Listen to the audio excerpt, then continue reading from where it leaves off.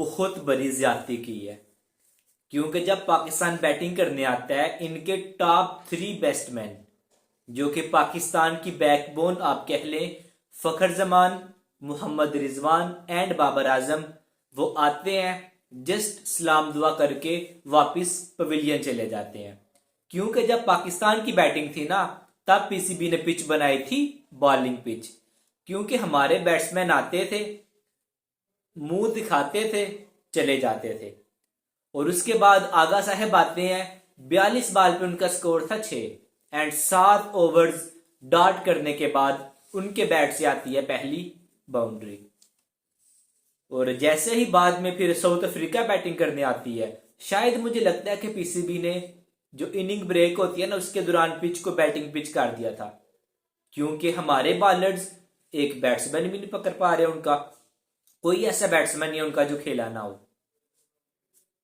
ये मैंने देखा है, जितने भी लोगों ने अपने प्लेयर का कमबैक करवाना हो, डेब्यूटेंट हो, जो भी प्लेयर आउट ऑफ फॉर्म जा रहा हो, उसको पाकिस्तान के खिलाफ स्क्वाड में डाल देते हैं। वो आता है वर्ल्ड क्लास प्रीमियम बॉलर्स जो हैं दुनिया के, शहीन शाह अफरीदी, नसीम शाह, इनके खिलाफ इनको अच्छी तरह धोता है और बाद में दुनिया क्रिकेट का वो सितारा बन जाता है। हैरी ब्रुक पीएसएल खेलने के बाद ही अच्छा प्लेयर बना था। पीएसएल में किसको धोया है? हमारे बॉलर्स को धोया है। पहले इंग्लैंड ने उसको एक मैच खिलाने के बाद ड्रॉप किया था। देन पीएसएल की परफॉर्मेंस देखने के बाद अगेन उनको रिकॉल किया गया था इंग्लैंड की टीम में। लवांड्री प्रिटोरियस नया प्लेयर है, छोटा सा बच्चा है यार, वो अब आके आपको मार रहा है। क्विंटन डिकॉक 2 से 2.5 साल बाद वापस क्रिकेट में आया है और ऐसे आया जैसे उसने जहां पे स्टॉप की थी उसी जगह से आगे उसने स्टार्ट की है। क्योंकि हर टीम को पता है, अगर प्लेयर का कमबैक करवाना है, उसका डेब्यू करवाना है, पाकिस्तान के खिलाफ करवाओ। इतनी गंदी यार, इतनी गंदी आपने क्रिकेट खेली है। हार और जीत गेम का हिस्सा है, ये चीज हम मानते हैं कि हमारी टीम हारी है, इट्स ओके, हार जीत टीम जो है वो क्रिकेट का हिस्सा है। लेकिन आपने 7 से 8 बॉलर्स इस्तेमाल किए, एक बॉलर भी बॉलिंग नहीं कर पा रहा। हमारे प्लेयर्स, अगर बाबर आजम की बात कर लें, वर्ल्ड क्लास प्लेयर्स हैं, वो इतना लो कॉन्फिडेंस लेवल था उनका। यार सारा क्राउड आपके साथ है, बाबर आजम आपको देखने आते हैं, आप आउट होते हो, स्टेडियम खाली हो जाता है। इतनी सपोर्ट कभी देखी थी आपने आज से पहले? कभी किसी प्लेयर के लिए नहीं थी। सारा का सारा क्राउड आपको देखने आता है, आपको सपोर्ट करता है। आप कुछ भी नहीं कर रहे सोशल मीडिया पे, फिर भी आपका नाम चल रहा है। हर साइड पे बाबर बाबर, इतनी इज्जत, इतना नाम बाबर आजम को मिला है। एंड आप डिजर्व भी करते हैं, क्योंकि आपने बहुत ज्यादा परफॉर्मेंसेस दी हुई हैं पाकिस्तान के लिए। बट क्या वजह है कि आपका कॉन्फिडेंस लेवल इतना लूज है? आप जिस कॉन्फिडेंस लेवल से खेल रहे थे ना क्रिकेट, ये आपका कॉन्फिडेंस लेवल नहीं है जो आज से 2 से 3 साल पहले होता था। कॉर्बिन बोश यार एक नया बॉलर आया उनका, पहले भी उसने आपको एलबीडब्ल्यू अपील की, चले वो हाइट पे बॉल थी, आप बच गए। देन आप फिर कैच पकड़ा रहे हैं। देन आप नंद्री बर्गर, एक कल का बच्चा यार, डेब्यू कर रहे हैं। आपका कॉन्फिडेंस लेवल बहुत लो है। आप तो इस तरह के बॉलर्स को कच्चा खाते हो। आप बाबर आजम हो, क्राउड जो आपको देखने आता है ना, ऐसे नहीं देखने आता। आपने परफॉर्म किया हुआ है, किसी को पैसे दे के आपने नहीं बुलाया, आप डिजर्व करते हैं क्योंकि आपने नाम कमाया हुआ है।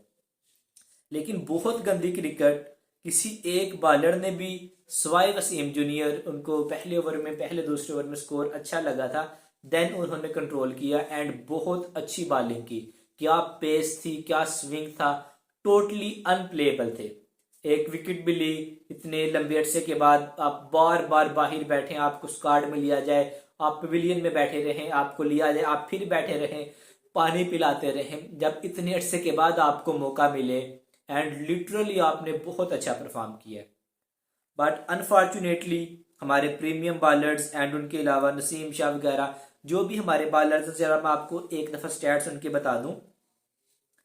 शहीन शाह फरीदी 7 ओवर में 41 स्कोर, नसीम शाह 6 में 34, साइम अयूब 3 में 22, मोहम्मद नवाज 8 में 48, मोहम्मद वसीम जूनियर 8 में 48, सलमान अली आगा 3 में 24, फहीम अशरफ 6 में 40, मोहम्मद नवाज 4 में 37, हुसैन तलत 3 में 21।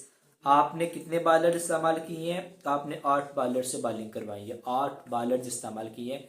देन फिर भी 40 ओवर में आप टारगेट को चेज करवा देते हैं। मसला ये नहीं है कि आपने टारगेट को चेज करवाया, मसला ये है कि फैसलाबाद जैसी पिच के ऊपर आपका टॉप ऑर्डर, आपकी सारी बैटिंग जो लाइनअप एक्सपोज हो गई है। फैसलाबाद की पिच के बारे में ये मशहूर है कि ये पिच अपनी मर्जी से चलती है। डेनिस लिली जो पाकिस्तान का ऑस्ट्रेलिया के साथ मैच था, पहले 1980s की बात है, वो कहते थे कि मुझे जो फैसलाबाद की पिच है ना, इसके ऊपर दफनाना, क्योंकि इस पिच के ऊपर बॉलरों को सपोर्ट ही नहीं मिलती, ऐसी पिच है। और ये साउथ अफ्रीका ने जब उनकी बैटिंग आई, उन्होंने बताया है कि बैटिंग इसे कहते हैं, ये फैसलाबाद की पिच है और फैसलाबाद की पिच के ऊपर ऐसे खेलते हैं।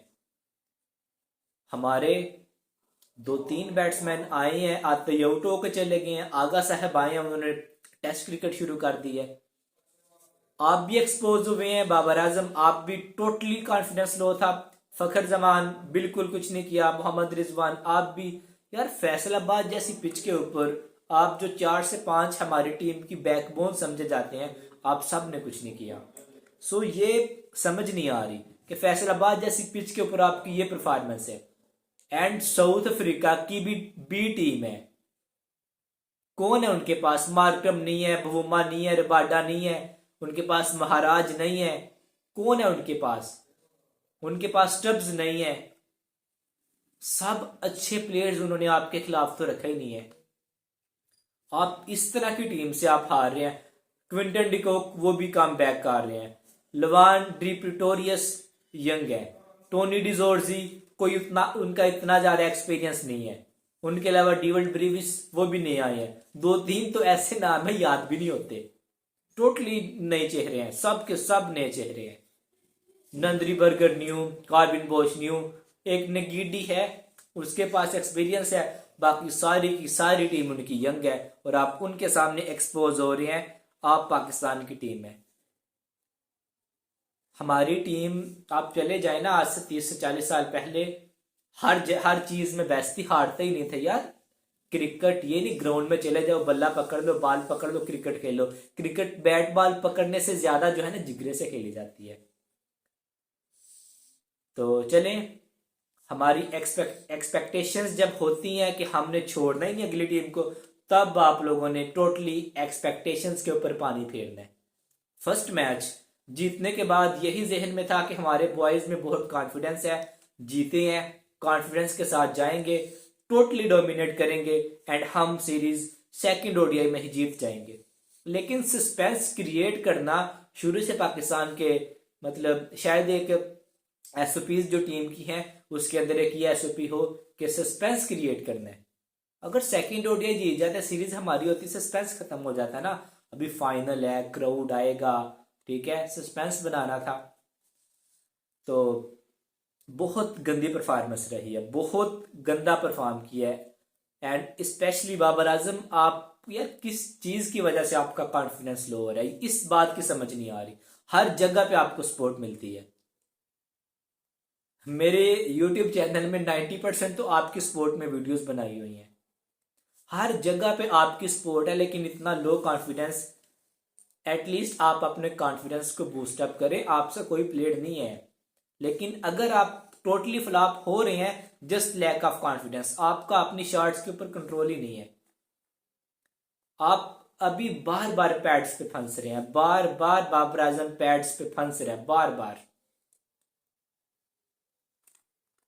स्टैट्स की बात करें, फखर जमान 3 पे 0, साइम अयूब 66 पे 53, बाबर आजम 13 बाल 11, रिजवान 4, सलमान अली आगा 106 पे 69, हुसैन तलत 10, मोहम्मद नवाज 2-3 सीरीज से इसी बंदे को देख रहे हैं। बॉलिंग में भी आके परफॉर्म कर देता है, बैटिंग में भी परफॉर्म कर देता है।